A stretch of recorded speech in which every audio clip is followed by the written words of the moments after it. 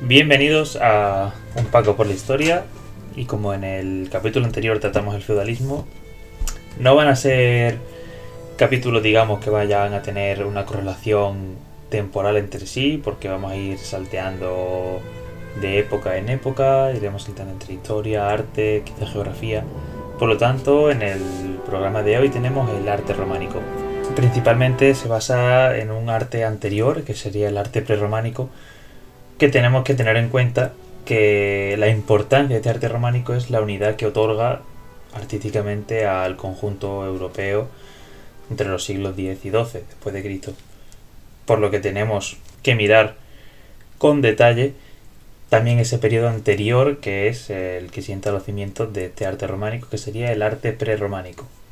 Dando unas pequeñas pinceladas, son solo un conjunto de artes que tienen algunas relaciones en común, pero que no son un arte unitario como si sería el posterior. Es un arte que se da entre el siglo V y el X,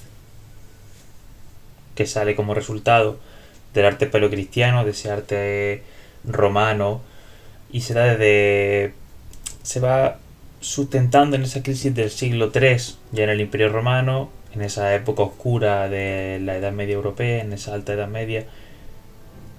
y con una vuelta un poco a lo arcaico, con esos artes asturianos, visigodos, mozárabes, otónidas,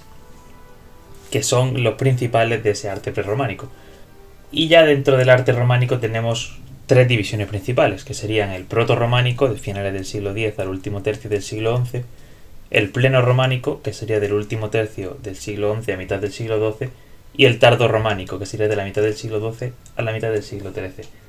Siendo este último periodo también conocido por los historiadores como protogótico en algunos lugares y zonas de Europa. Tiene como cuatro factores principales que son los que provocan este nacimiento y esta difusión del arte románico, que son el terror del año 1000, en el que las profecías del Apocalipsis de San Juan abogaban por la venida de un juicio final, de ese Apocalipsis que al final va a acabar con toda la población. Y al ver que no se daba, tanto en el año 1000 como en el año 1033, que hacía 1000 años de la muerte de Cristo, se generó en la población un sentimiento de piedad, que venía marcado por el agradecimiento con Dios, y la profusión de ese arte románico vendrá también marcada por ese cristianismo imperante dentro de Europa. También las peregrinaciones son muy importantes. Dentro de España, obviamente, tenemos una de las principales, la peregrinación del Camino de Santiago, pero hay otras existentes como Roma o Jerusalén. Y estas peregrinaciones lo que van a hacer es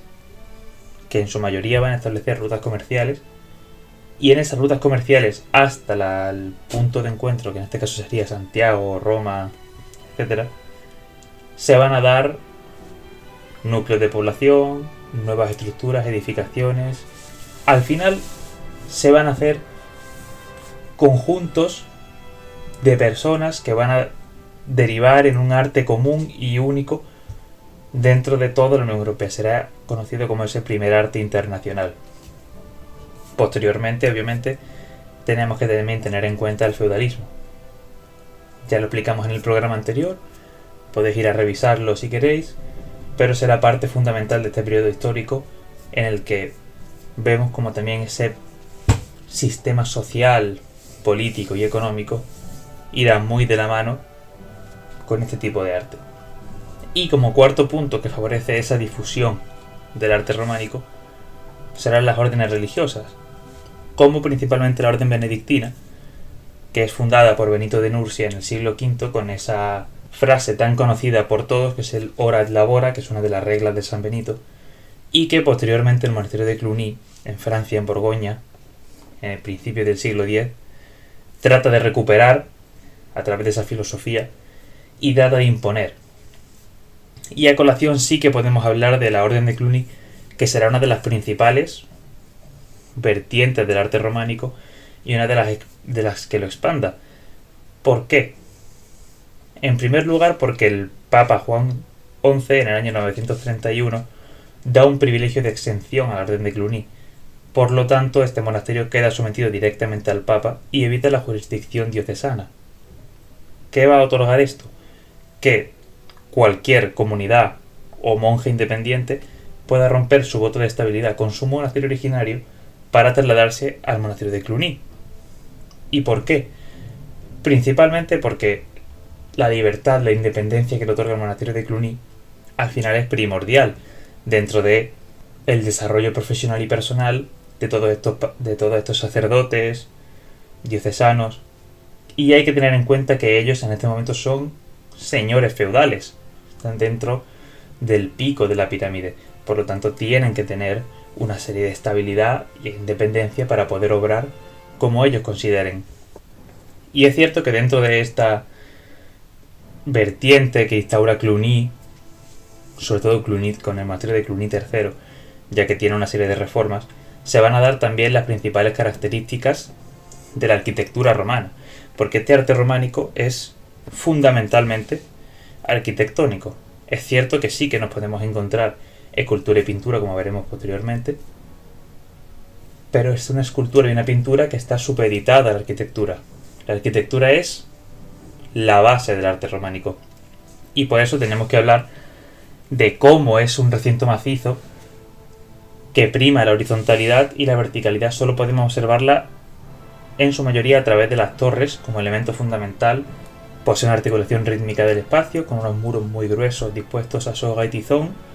con una sillería, aunque posteriormente sí que es verdad que se van a rellenar de ripio, de mampostería, va a ser una sillería un poco pobre, con unos cimientos bastante profundos, que en su mayoría son los que han llegado hasta nuestra época, y con una importancia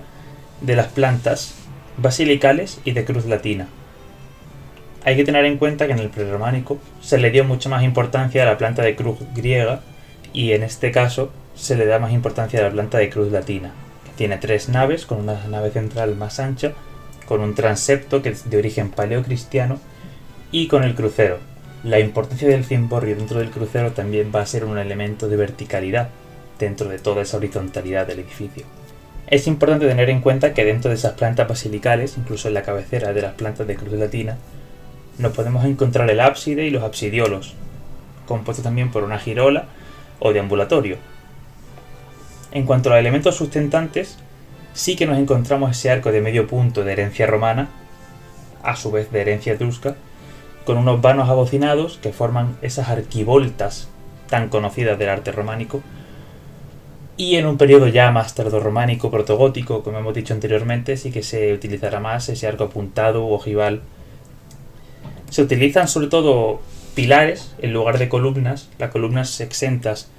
se utilizan principalmente en la cabecera de los templos, pero es cierto que los pilares son un elemento fundamental, y en concreto los pilares cruciformes, porque tanto la planta de cruz latina como los pilares evocaban a esa cruz como símbolo del cristianismo. Y ya que estamos hablando de este tema, es muy importante tener en cuenta la iconografía de la planta de cruz latina, no solo dentro de su relevancia en cuanto a su disposición novedosa, sino también su importancia dentro de por qué es una planta de cruz latina, porque asemeja al cuerpo humano. La cabecera de la iglesia sería la cabeza, el transepto serían los brazos, los propios brazos de la cruz, y el resto pues serían las distintas partes del cuerpo. Es cierto que en este sentido tenemos las cubiertas, pero tenemos cubiertas con 2 tipos principales. Nos encontramos con las bóvedas de cañón, que son las que se utilizan en la nave principal, y las bóvedas de arista, que serán las de las naves laterales un poco más bajas en altura. Estas bóvedas se refuerzan en el exterior con contrafuertes adosados, y en el interior por arcos fajones dentro de las propias bóvedas y por los arcos formeros que son paralelos al eje de la bóveda principal. A su vez, arriba, en la planta segunda, nos podemos encontrar una tribuna que sería para albergar a una cantidad mayor de fieles que no solo estén en la primera planta, sino que también se pueden ubicar en la segunda, separados de la planta principal por un triforio, que sería una galería alta de arcos que dan hacia la nave principal y otorgan también un poco de luz a estos edificios que apuestan más por la sobriedad y un muro mucho más alto, que por la importancia de la luz, ya que se busca esa altura y la luz entraría principalmente a través del cimborrio que está ubicado en el crucero, esa especie de torre dentro del centro de la iglesia. Como edificios principales tenemos 4 en cuanto a arquitectura. Nos encontramos los templos románicos, que son a su vez simbólicos y funcionales, con esa forma de cruz latina, como un cuerpo crucificado, y evocando a ese plano terrestre a través de las formas poligonales y a ese plano divino a través de las formas circulares. Tenemos que mencionar también que la cabecera se orienta hacia el este, digamos que es un símil de Cristo, ya que Él es el sol que nos alumbra, entonces se orienta hacia el este porque es la zona en la que el sol nace, como una metáfora del nacimiento de Cristo, siendo este templo la casa de Dios. También nos encontramos con las iglesias de peregrinación, siendo la más importante del románico la Catedral de Santiago, que son templos de grandes dimensiones y grosso modo poseen las mismas características que los templos. En cuanto al monasterio, es algo distinto porque ya no es solo un lugar para rezar, para congregarse, sino que es un lugar de vida de los monjes. Por lo tanto sí que tiene fines materiales, pero también es un lugar muy espiritual. Es una ciudad de Dios, ya no es la casa de Dios como es un templo o una iglesia, es la ciudad de Dios. Por lo tanto sí que refleja esa característica de sociedad feudal, esa organización tripartita en pirámide, y sus partes principales son ese gran patio central cuadrangular con árboles, con una galería de arcos que lo rodean, que es el claustro, la sala capitular, donde es una sala que se reunían para tomar acuerdos, el auditorium para esas conversaciones particulares,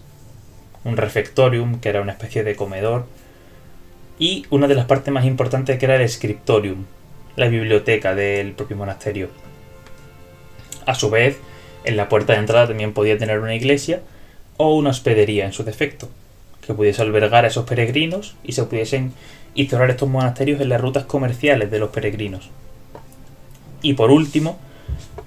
un edificio fundamental para la institución del feudalismo como es el castillo. Y reitero que os recomiendo ver el capítulo anterior del feudalismo, donde se aborda mucho mejor este tema de la castillización y de cómo influye este edificio concreto en la sociedad y en la configuración del propio orden feudal. En el siguiente apartado nos centraremos sobre todo en algunas que otras diferencias que se dan en distintos países de Europa, como tenemos en Francia, una de las más importantes, como ya he dicho, en Borgoña con el monasterio benedictino de Cluny. Pero es cierto que, por ejemplo, en Normandía nos encontramos con la abadía del Mont Saint-Michel, que ya es una abadía que, a pesar de tener elementos góticos, sigue siendo muy románica. Es cierto que pertenecería a esa época protogótica, al igual que a la Catedral de Durham en Inglaterra, con la utilización de bóvedas de crucería, que son ya elementos fundamentales del gótico, pero que sí que están en ese proceso de transición. Luego nos encontramos con peculiaridades como en Italia tenemos los arcos lombardos, que son galerías de arcos ciegos dispuestos en los paramentos exteriores de los muros de las iglesias y de los templos. O en Alemania, con esas galerías enanas en la zona de Renania, que son arcadas, galerías abiertas, dispuestas debajo del techo del edificio al exterior del mismo. Y ya luego en España nos encontramos sobre todo con un románico que tiene su esplendor en Santiago, pero que también tiene ese primer románico de Cataluña, gracias a la marca hispánica, por su cercanía con Francia, y que dentro de esta cercanía se desarrollan, por ejemplo, la iglesia de Taúl, el monasterio de Ripoll, que son importantes no tanto en arquitectura, que también, sino sobre todo en pintura, las iglesias de Taúl, por ejemplo, la de San Clement y la de Santa María, con el Pantocrátor y la Virgen con el Niño. Son dos piezas fundamentales de la pintura románica. En cuanto a la escultura y la pintura, podemos mencionar como características generales que se dan en dos espacios concretos. La escultura se da en las portadas de los templos, de las iglesias, y la pintura se suele dar en los ábsides. Pero hay que tener en cuenta que tanto la pintura como la escultura se supeditan a la arquitectura. No tienen problema en deformar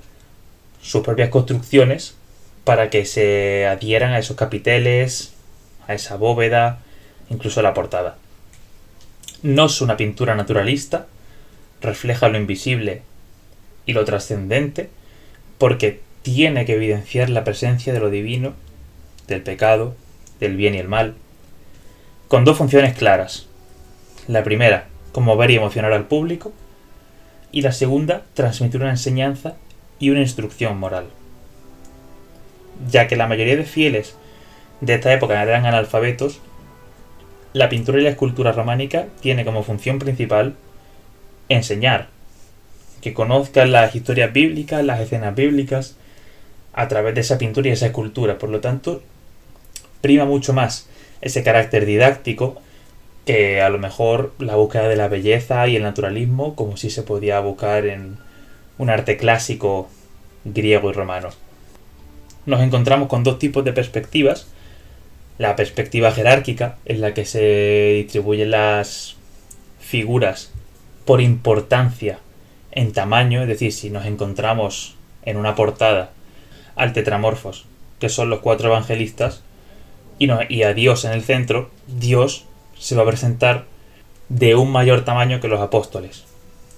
Y luego tenemos la perspectiva de primer término, en la que solo se representarán de forma completa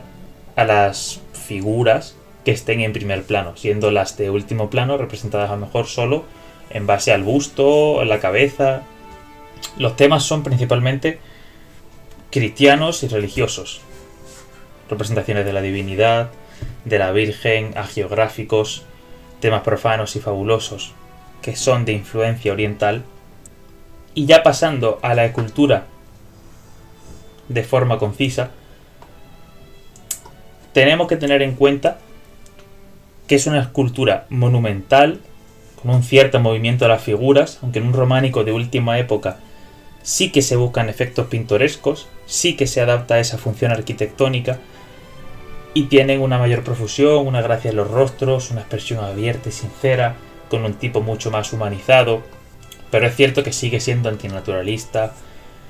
donde no hay culto a la belleza formal, donde la religión se ofrece abstracta e intocable,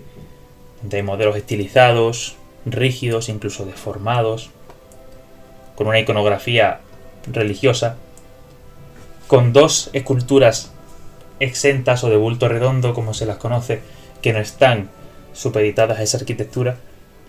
Nos encontramos al Cristo crucificado, que es el tipo de Cristo como el Majestat Batlló, o la Virgen con el Niño, que es una influencia de esos modelos teotocos bizantinos, donde el niño en este caso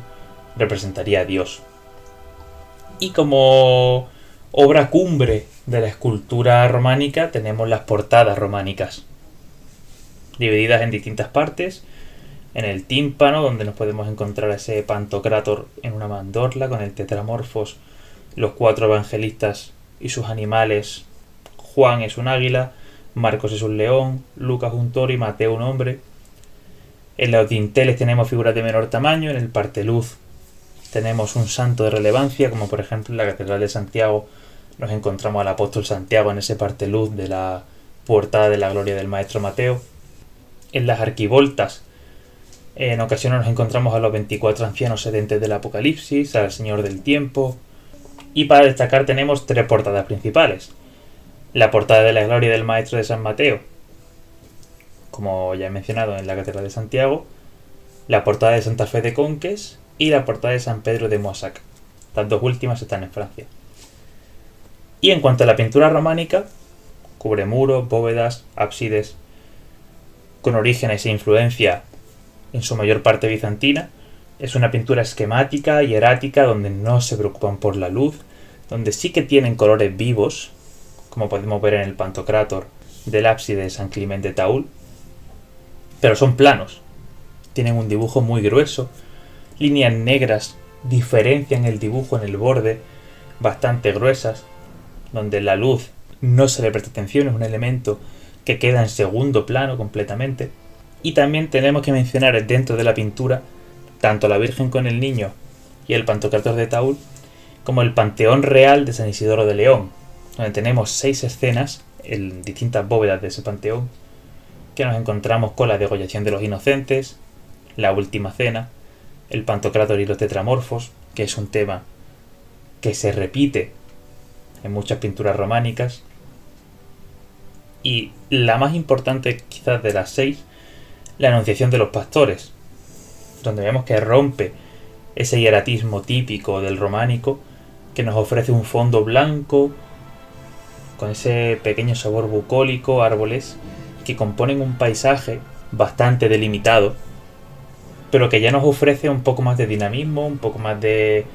perspectiva, incluso esa anunciación de otro tipo de estilo y de otro tipo de concepción del arte. Y ya para terminar tenemos otros aspectos decorativos del románico que se alejan de la arquitectura, la escultura y la pintura, como puede ser el comentario del Apocalipsis de Beato de Liébana del siglo XI en Francia, unas pequeñas miniaturas dentro de ese Apocalipsis de San Juan, el tapiz de la creación en Girona, un bordado realizado con la técnica de pintura a la aguja, donde se presenta a Cristo como ese creador del cosmos y de la tierra, o el tapiz de Bayeux que tenemos en Francia, que es un lienzo del siglo XI que describe la invasión de los normandos en el 1066 a Inglaterra. Son distintas obras que no tienen que ver con las mencionadas anteriormente, que son muy distintas en cuanto a técnica, finalidad, incluso en cuanto a materiales, por lo que sí que podemos tener una visión general, después de esta pequeña explicación, de su transmisión por el tiempo, desde ese siglo X hasta ese siglo XII, casi tardío, hasta conocer ya los primeros estereotipos del gótico. Y con esto daríamos por finalizado el programa de hoy. Espero que os haya gustado.